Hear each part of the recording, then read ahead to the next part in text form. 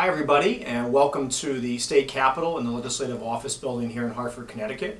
My name is Matt Ritter, and I am the State Representative for the 1st Assembly District here in the City of Hartford. And I'd like to thank Billy Scroose and Public Access TV for coming down here today. And we're going to, do a little interview and show people around a little bit, a few of the sights and sounds here with the Capitol back in session after last week. And it's very exciting for me. This is my second term now here at the Capitol. I was reelected last November, and we'll be proud to serve as the Vice Chair of the Judiciary Committee, a member of the Planning Development Committee, and a member of the Banks Committee this particular two-year session. So I hope you enjoy the next half hour or so and some of the sights and sounds of the State Capitol. Have a good day. We've received a warm welcome today from State Representative Matt Ritter. We are here today at the Legislative Office Building, and Matt has been kind enough to welcome us into his house today. And we are actually going to take a little tour of the Legislative Office Building. And as Matt had stated in his open in greeting to all of you, the session has just begun. So we are here because it's quite timely for us to be here at the Legislative Office Building, and we want to know what's going on here. What are they doing? What are they planning? So he's going to walk us through some of the areas that I think is important to the residents of the City of Hartford. Matt, we are standing here in this grand lobby, if you will, not on the lower level, but on the fourth level, correct? Mm-hmm. Correct. And we're right near your office area, which is the what? So we have what we call the House Democratic Suite over here, which is where my office was at the beginning of the show, and the Republicans are on this side over there. And downstairs you have the Senate, and you on the 5th floor you have more seats as well for Democrats and Republicans as well in the legislature. Okay. So there's basically 3 different floors. Everyone has their offices, and some of them depend on your committee assignments and stuff like that. But it's a good place to actually meet a lot of people and interact. So now, are you walking all around the building pretty much at the LOB as far as the various offices?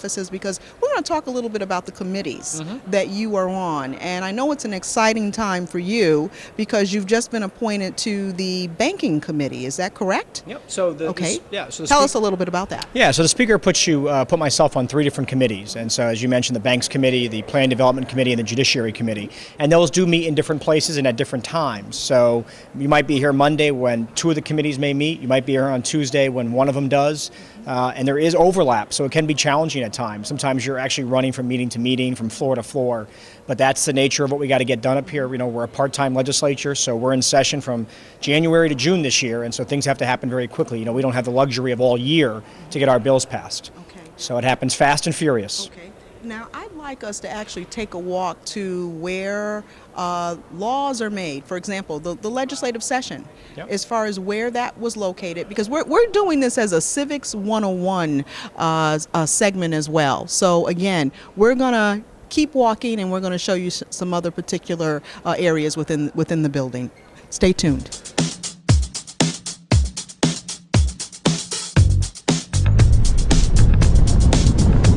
Well, we're like up close and personal right now. We are in one of the rooms. This is the Banks and Planning Development Committee room. It's actually just a generic committee room. Okay. So any of the committees can meet here at any time. You could have a Banks meeting. You could have Planning Development. You could have any number of the committees of the General Assembly. Okay. Yep. I think we just wrapped up in here an insurance committee meeting. Is that correct? Yep.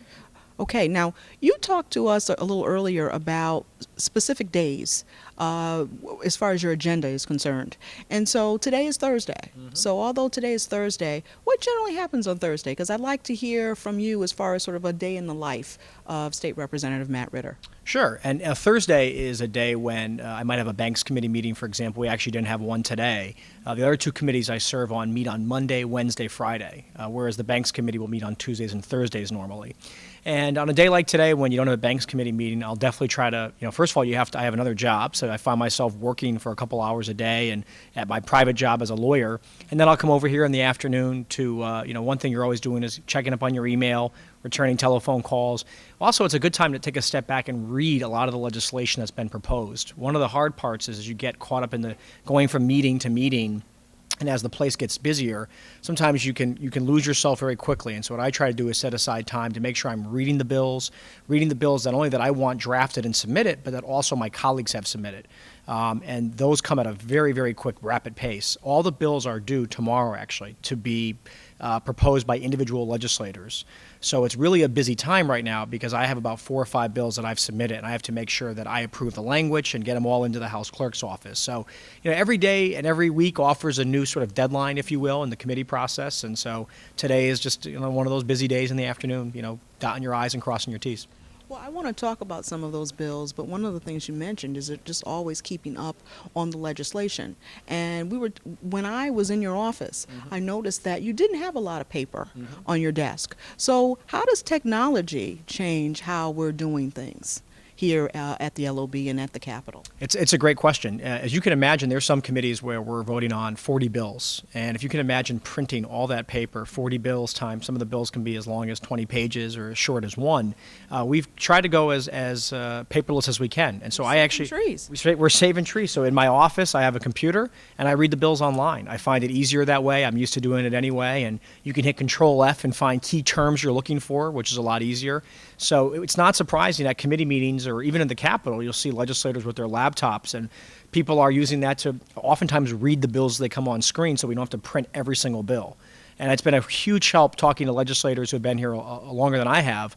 The difference is a lot easier, and the amount of paper we save is probably tens of thousands, if not hundreds of thousands of dollars a session just on printing costs alone. That's wonderful. Yeah, it is. Yeah, it's the advent of technology is helpful. Yeah. Good. Bills becoming laws.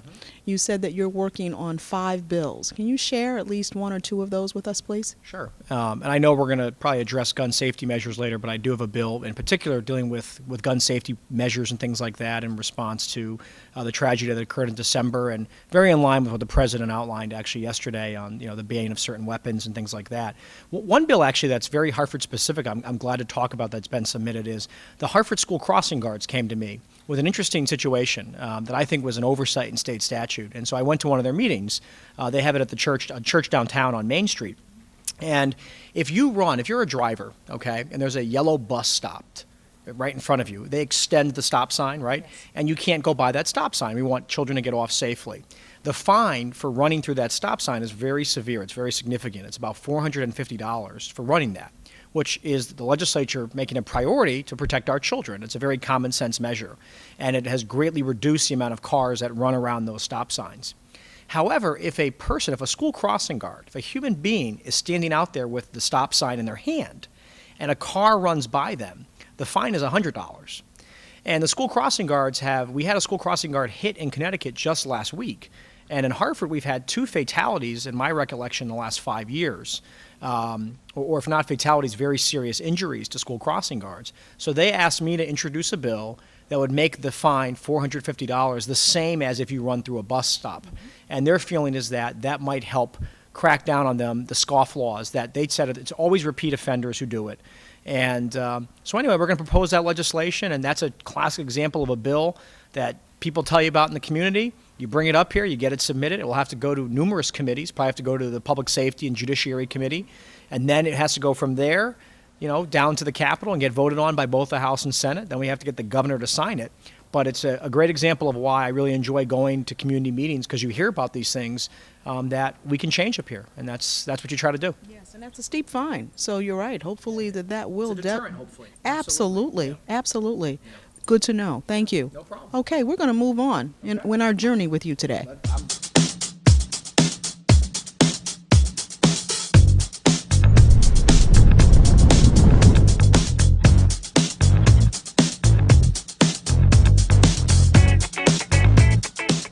We are now physically in the lobby, the grand lobby here at the Legislative Office Building.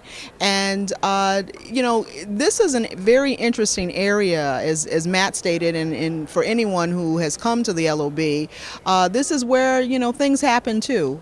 People congregate, you have lobbyists, you just have different individuals from various offices and politicians, and they talk about bills that are about to become law and any other planning issues that take place. And Matt, I'm going to ask you, do you spend a lot of time in this lobby too? I'm fortunate to have an office, so people who don't have offices tend to spend a lot of time down here. But to our right is the cafeteria, so I do spend time down there. I got to eat and Food, glorious food. and get my coffee from time to time. But yeah, but you're always here. You're walking to committee meetings, and I just saw on our way down, you run into the commissioner of Department of Administrative Services. You run into the state auditor. You see people because they're here to check on things that they care about, and it's always a good time to catch up with people around here. So Absolutely. yeah. So it's always an opportunity as well. It's always packed. I'm surprised we don't see a colleague of mine from the Hartford delegation walking behind us any minute. I wouldn't be surprised. So, yeah. Okay. Let's talk a little bit about the Judiciary Committee that you're on as well. Yeah, that's a new assignment, actually. The Banks and Plan Development Committees I served last term on. And so Judiciary is a new appointment, and as I alluded to, the Speaker may be the Vice Chair, which is a terrific honor and a lot of work. And so we've been at it pretty quickly. And probably the Judiciary Committee's most important issue this year will be gun safety measures.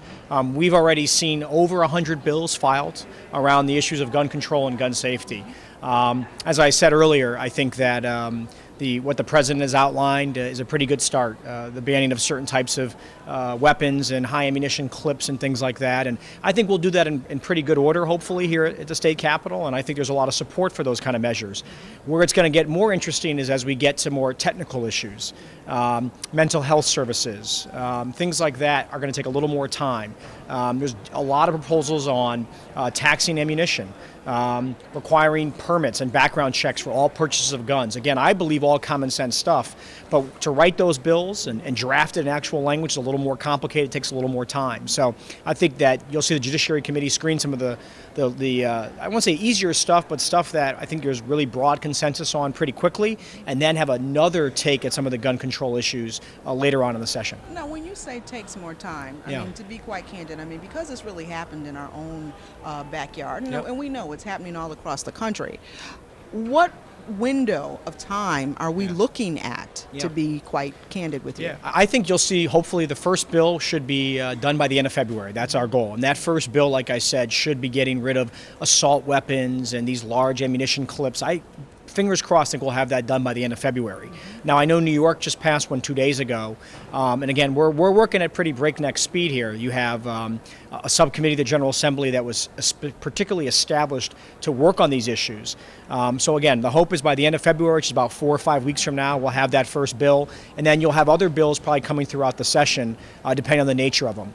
Mental health services, for example, we want to fund that. We want to make sure that we are giving access to people who need that treatment. However, that's going to be part of the budget process, and we won't even have a budget from the governor until the first week of February. So it's just some of the stuff takes a little longer to sort through with the budget, but hopefully that initial bill is done in the next 4 to 6 weeks. If you had to guesstimate, though, what type of money would really be allocated to realistically address all of these issues regarding gun safety and gun control? It's all what we prioritize, and obviously it's a tough budget year, and that's what you're alluding to, right? And the president has the same difficulties in Washington. But to me, you have to make priorities up here, and we need to find a way to make sure that we are doing our part. But there's also, it's not just government dollars. I mean, for example, the new health care law the president signed into law, the Health Care Act, is supposed to put on parity both mental health and physical injuries, if you will, and they're supposed to be treated the same. Yet the access is very different. We've read so many accounts in the newspaper the last 2 or 3 months since this all happened about people who are getting denied treatment at mental health facilities or for mental health issues and concerns, particularly parents of younger children. So we need to make sure that our health insurance companies are also adhering to the law and also adopting common sense approaches to these things as well, the same way they're doing with physical ailments as well. And that parity is very important. Now, the health exchange, as far as the healthcare reform is concerned, I know there were conversations, forums that were that had taken place all across the state. And with that said, were there some conversations about the mental health piece? I mean, were there some real conversations with individuals out there in the community? Are you aware of that, or? Yeah, there have been conversations. They've been ongoing for a long time. Okay. And what the health insurance exchange is in the process of doing now is sort of establishing if you need to buy insurance at sort of what is the minimum standard that we're going to have for insurance in the state of Connecticut. And the healthcare law the president signed gives the 50 states the ability to craft their own state policies. And that's what they're working on right now. And I think the mental health issue only gets more to the forefront as they're doing that right now. And so they're going to continue to work their way through that process and hopefully be up and running by next year sometime. 2014 is what the federal law requires in terms of the exchange being up and running. And let me just ask you this too, on January 9th, since that was the first day of the session, what was the tone of the, during the discussions that day, now that everyone's back in the fold? Yeah, it was a really, it always is a happy day in the sense that you have new legislators coming in and families are up here, but also was a pretty somber day and a reality had hit. We had been in special session in December after the incident had occurred as well, so it was not the first time we were all sort of together. But I think people know we have some things that we need to accomplish, and I think that people are pretty aware. The public has been very, very clear in what they expect from this General Assembly. If you are a hunter, no one is telling you that you can't hunt anymore. But you don't need a gun that can shoot 100 times a minute to hunt a deer. And if you do, you're a pretty bad hunter. No one is saying that you don't have a constitutional right to bear arms. But here's what we're saying. Every year I go down to the town clerk's office to register my dog. I have to get a dog permit, and it costs me $10 a year because government believes that, if you're going to own a dog, you should have to get a permit for it. If you have to get a permit for a dog, and my dog, he's mean to tennis balls and that's about it, you should have to have a permit to own a gun. And there's too many exemptions and background checks and all those kinds of things. So I think that these are the common sense things people expect, and I think we're going to get done. And I think that was the mood on the 9th, which is we need to act. And hopefully, like I said, by the end of February, in the next 4 to 6 weeks, we'll be able to do that.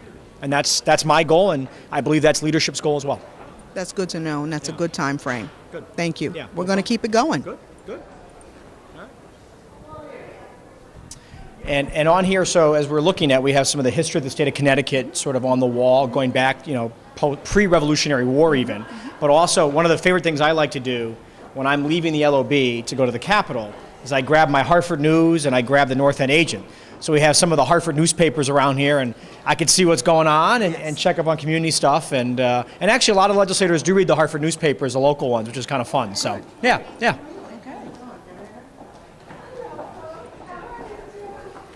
So you never know. You get the lieutenant governor walk by. You never know what you're going to get.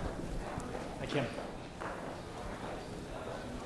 And then here we're coming up now. So you get a bunch of displays here. So, and they change. So right now we have Partnership for Strong Communities. We'll have a display up here. You could get, society dealing with, animal cruelty and prevention and things like that. So you get all kinds of stuff up here. And so when you're walking from the LOB to the Capitol, it's a nice way for them to talk to legislators about what's going on. Yeah, absolutely. Yeah, this is great. How are you? Okay, great. And this didn't always exist, though, to have this here. Yeah, so correct? The LOB was built in the 1980s, the Right. mid-1980s, Right. and all this connection was built in the 1980s. Before that, all you had was the Capitol. Right. And so for a lot of legislators, they didn't really have offices. It was hard to meet. Committee meetings were very crowded. So this modern building's been great, and really it's more accessible for people. Right. Now committee meetings are televised. You can walk in, there's comfortable seating. It used to be that there wasn't even seating in a lot of the committee meetings. So the 1980s was a real big sea change in the General Assembly. And But this opportunity to actually have this walkway, Yeah, if yeah, you will, yeah. wasn't always here. yeah, For people to speak with yeah, you and it's about various terrific. And issues. you see all kinds of, wonderful. I get all kinds of Hartford groups up here, a lot of nonprofit groups and stuff like that, and it's always great to see them. So you get a lot of neighbors and friends who come up here, and like I said, here you're seeing all about housing and stuff like that. And tomorrow it might be, something different. It might be environmental causes, but you do get a lot of good people up here, and it's very informational stuff. Absolutely. Yeah. This is great. Veterans are always at the forefront right now as far as our agenda is concerned, our political agenda. And, we have even First Lady Michelle Obama and our Second Lady, Mrs. Biden, Jill Biden. And so just walking here, just to see this wonderful testimony to the veterans is wonderful. Can you tell us a little bit about this? Yeah, and so this one is kind of neat in particular because this honors the women who have actually served in the armed forces of our country and who have who have died who are from Connecticut. And I know that Nancy Wyman, who's our lieutenant governor now, was really instrumental in this getting put in here. Then, of course, we have other, similar things for World War II veterans, World War I veterans. But there's a lot of ceremonies around here. You can see some of the Connecticut heroes who have actually lost their lives in Iraq and Afghanistan up there. And so there are events here, and it's in addition to this building, which has, I think, been long overdue, and I think a lot of us, when you're walking from the LOB to the Capitol and you go by this, it's a reminder of the really brave men and women who serve our country, and it's particularly important to remember that now as we're still in those conflicts in some areas, and like I said, the displays here have all been raised by money privately and things like that, and it's a really nice addition to the Capitol. So Yes, it is. yeah. So now we're going actually to the Capitol. Yep. So this is the walkway to get us there. So. Now, let me ask you this. Okay, so when you've got bills that are about to become laws, how many times a day are you really walking over to the state capitol? I mean, how are you given the heads up that it's session time? Yeah, so we'll get an email in advance when we're in session, and so when we're at the Capitol, we're pretty much at the Capitol for the day, and when we're at the LOB, we're pretty much at the LOB for the day, so there's not a great amount of intersection between the two, so I'm not running around crazy. Yep, pardon me.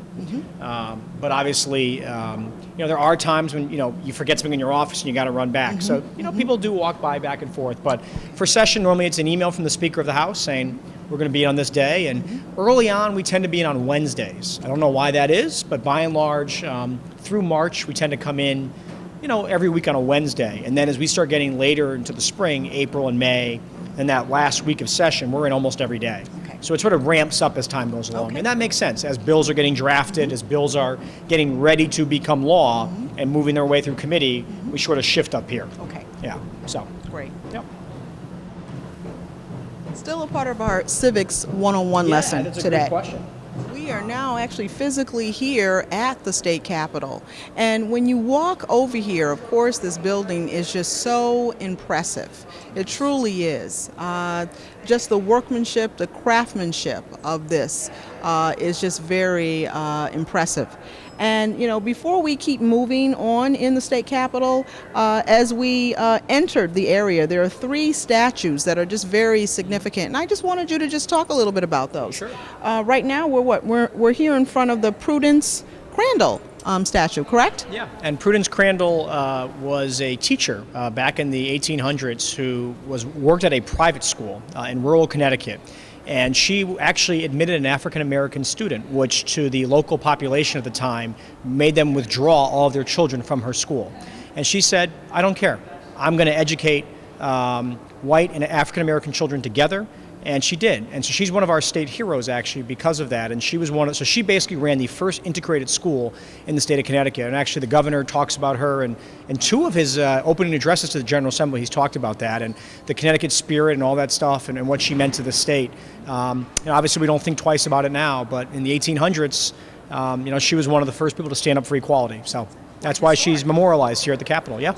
Okay, let's move on to the next one. So again, as you just said, a replica. Yeah, a replica of the Liberty Bell that you see in Philadelphia. They didn't give us the real thing, so but it's here, and and it's a good reminder of what our country is all about. Yes. So. Okay, again, who is this impressive lady behind us? So this is actually very interesting because in World War II, this used to be on top of the Capitol, and in World War II, they needed to take some of the material from the actual statute for ammunition. And so they took it and they melted it. Took it off of the statute and melted it down for use in the war. And so the statute sort of got put in a basement and forgotten about. And then some years ago, some legislators decided to restore this beautiful, statute to its original grandeur, if you will, and they did that. And then they wanted to put it back on top of the Capitol. The problem was they wanted to do it in a year where there was a huge budget deficit, and the cost to put this back on top of the Capitol is millions of dollars. So it actually has just sat here in the Capitol, and so the nice thing has been restored, but at some point its proper place in the original Capitol building, that is on top of the Capitol. So she's been through some trials and tribulations, and but obviously it's a magnificent statute and of justice and all those things that we hold dear in this country, and I'm sure one day we'll return her to her rightful place, hopefully. But I'm sure we unfortunately, it's another tough budget year, so probably not a priority right now. But at some point, I'm sure, just for the sake of history, it'd be a nice thing to do. Yeah. Well, she's remained warm in her house. Yes, it is warmer in the house than outside, so that's probably true. But I can imagine the undertaking to lift this, which is tons, right? A couple tons probably up to the top of the Capitol would probably be quite a difficult chore. So, Indeed. yeah, yeah. Okay, great. We're here in the House, and this is just fascinating to actually be in the place where bills become laws. And so you're physically sitting in your assigned seat, Matt. And, you know, give us a little bit of the day in the life of how a General Assembly meeting starts out. Sure. We start every meeting with a prayer and welcoming remarks from the Speaker of the House, sort of gavels us in. And then it gets a little chaotic down here. If you ever watched it on TV, there's people walking around and papers flying, and that is pretty much what happens. People are getting their bills ready to bring out, and people are offering amendments, and there's debate. And so the Senate upstairs is known for being a little more quiet. And there's only 36 members. They sit in a circle, as we'll see. And here, there's 151 members. And so things get a little more, it's like a household. If you got 3 kids versus 6, the one with 6 is going to be a little noisier, and that's ours. And but I wouldn't have it any other way. I think it's great, and you get used to it, and you get used to talking to a microphone with people all around you, not even necessarily paying attention because they're worrying about their own bills, or people, flying amendments or questions at you. So it can be a chaotic pace, but that's pretty much what happens. And then there's also times when debates go for hours, and that's when you have a time to sit back and actually get to talk to your respective colleagues and meet them. And to my left, Jerry Fox from Stamford, and to my right, Representative Wright from Bristol. Different experiences, different municipalities, different areas, downstate versus, a smaller town than Hartford. And you get to hear their issues and where we have things in common, where we have differences. But that's, I think, a helpful part of this as well. So. And you just mentioned Stamford. So Yep. that is where our governor Yeah. is originally from, Yep. correct? Yep. So you get an up-close and personal spin on some of the things that are taking place there regarding him being there at one point in time. It is. And Jerry, Representative Fox, and I have an interesting he's the chair of Judiciary and I'm his vice chair. So that's why I sit next to him, right? So that's done on purpose so that I can help guide him through bills and so forth. But not that he needs much help, but when he does, that's sort of my job and my role. But also, Representative Fox represents the district where Governor Malloy lived in Stamford when he was mayor. And of course, since the governor became governor, he now lives in the 1st district, which is in Hartford, in the governor's mansion. So we're probably the only 2 people who can say probably we've represented Governor Malloy in an individual capacity, which is kind of neat. So he's a wonderful guy, and we talk a lot about Stamford and Hartford and some of the similarities and some of the differences, quite frankly. So, Okay. yeah. Sounds good. We're actually headed upstairs to the Senate area, and one of the things that we were just talking about was, as far as bills and how a bill might move to the Senate.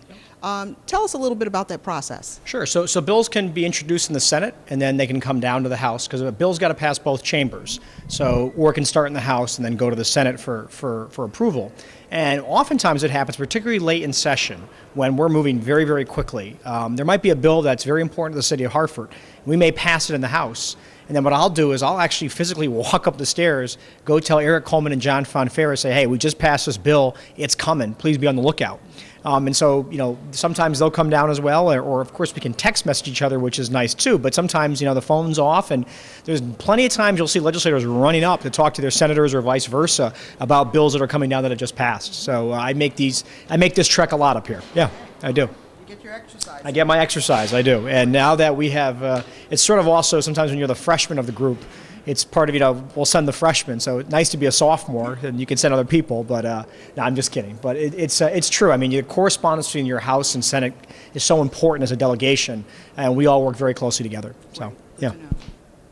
Although we're physically unable to enter the Senate room, it's right here behind us, and so we just got an opportunity to capture this area. Tell us again, Civics 101. Yep. How many senators do we have? We have 36 state senators, and we have 2 that represent Hartford, John Fonfera and Eric Coleman. Yep. Wonderful. And I wanted to talk a little bit about the other 3 bills that you're very much involved in. Yep. So share with us Sure, what they are. Sure, quickly. The other ones that we'll be working on this year, one is related around when the city of Hartford sells tax liens. I know it's become a big issue in a lot of the neighborhoods. We're going to require a little more notice to the homeowners. I think right now we have found that people who are homeowners and who might be late on their taxes find out way late in the game that their tax lien was actually sold to a third-party vendor, often cases in the state of Florida, and it's been very problematic for a lot of residents. So this bill is going to make the city give a little more notice to those homeowners. We have another bill dealing with foreclosures in banks, which we continue to do. We did some foreclosure programs last year that were very helpful to keep people out of foreclosure or help them if they're having problems with their banks to find a settlement or a negotiation. We'll continue to push that through the Banks Committee this year again as well, sort of an update from last year's bill. We're trying to keep people in their homes. Oh, absolutely. Exactly. It's to stave off foreclosure. No, I shouldn't say to help foreclosure, but to help people who are going through that very frustrating process. I want to just go back to Yeah. the liens, though, very quickly. Yep. What was the process before wherein people weren't notified of the fact that it had been sold to a third? Yeah, oftentimes from what I hear, the first notice someone gets is a letter from this third-party vendor. So they'll send a letter and saying, on such and such date, the city of Hartford approved the sale of your tax lien. And they get this notice, and it's very frustrating to deal with these third-party vendors. You call a number forever, you get nobody on the telephone, they give you bad information. And so what I believe should happen is that as soon as the city sells it, they should notify the residential homeowner that it's been sold, not rely solely upon the third-party vendor. Put that obligation on the city, and also post the sale of the liens at the town clerk's office. So that you know when they happen. I think just that notice from the city is also helpful, because if you get something from the city of Hartford, you're much more likely to open that mail. If you get something from a vendor you've never heard of in the state of Florida, you're probably going through your mail quickly on a Tuesday night and you throw it in the trash can. I think it's junk mail. Exactly. So I think those two things will help a lot, and so that we're working on that bill right now. Okay. Yeah. And what's the third one? And the final bill is actually back to gun safety. One thing that I'm looking at is potentially requiring insurance for people who own a gun, not unlike automobile liability insurance. And the thought is that, again, I talked about you need to have a permit to own a gun, and how to own a handgun you need a permit, but to own an assault weapon you don't, and how that makes no sense to me. You should have to have a permit for all types of guns. I put some thought into also requiring insurance, so that if you own a gun, you have to have some sort of policy in case that gun is stolen or lost or used to harm other people. That should make people take better care of their weapons. Particularly in Hartford, most of the weapons that are used in murders or shootings are bought in the secondary black market, bought through straw purchasers and things like that. If you have to insure your gun, you're going to take pretty good care of it if you know that eventually if that gun's used in a homicide or something like that, you may be liable for damages. Again, if it's stolen, then you have to report it. But I think that we need to have better paperwork and accountability for firearms, particularly in the cities. We can't forget that the murders that happen in our city are very different than what has happened in Newtown, Connecticut. It's often used with handguns. It's often people who know each other. And so what really we have to do in Hartford is really stem the flow of these guns being put in the hands of young people who are making really poor decisions. And the insurance concept is one that may go a long way to helping us do that. So another way to trace them, because you lose them, right? If there's really no paperwork, often you buy one, you don't need a permit, you buy your gun and then it's gone. Who knows about it? Nobody. Maybe you report it to the police, maybe you don't. Well, those guns often end up, unfortunately, in our community. And so the insurance paperwork gives you a specific gun number, a specific policy number, and I think that may help a lot. So again, these are all ideas that we got to think through, and we want to have input from gun owners, don't get me wrong, but those are the kind of things I'll be working on this session, and I know I've talked to all my colleagues, and we're going to work together on them. So. No, it's a great idea. However, it's an expense. Yeah. So how do we have discussions about the expense of insurance, though, to be quite candid? Yeah, and that's the thing. We have to talk to our insurance companies. What would the policy be? How much would it cost you? And I'm sure that there's some people who are saying, that might cost me a couple $100s a year that I can't afford. And so we'll have to talk about those things. Don't get me wrong. And that's where the legislature is a great place, because then you start talking about ideas. One thing, I had a representative approach me about the idea, and he was saying, I read your proposed bill, but what if we made you insure only certain types of weapons that are considered more dangerous? And so immediately, you put a premium on owning a certain type of gun. And so again, ideas just get kicked around up here when you have people talking, and that's what happens. And you're right, it is an expense, don't get me wrong, but if you're going to drive a car in the state of Connecticut, you need to have insurance. And to me, that's because vehicles can be used to unfortunately harm people and harm property. Well, guns used in the wrong hands can do the same thing. And again, not all drivers get in accidents, not all drivers speed, not all drivers cause problems, but everyone has to have it. And so government has made that decision, and maybe it's time we made that decision with weapons that are, unfortunately, can inflict a lot of damage on people. Yeah. Representative Ritter, thank you so much Yeah, for spending time of with course. Hartford Public Access Television today.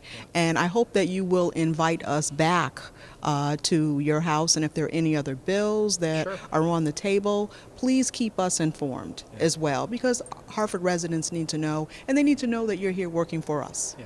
Well, I first of all, I just want to thank you, Billy, and Public Access for doing this. I've had a great time this afternoon doing this, and to anyone listening at home, thanks for watching. And if you ever have any questions or have any comments, I always leave my home telephone number, 860-519-5685, or you can check it on the website. And if you have any questions or comments about what we talked about today, I'd be glad to answer your questions. And So. because we said it so quickly, give us those phone numbers again. Yeah, people are probably saying he read it really quickly. I'll slow down.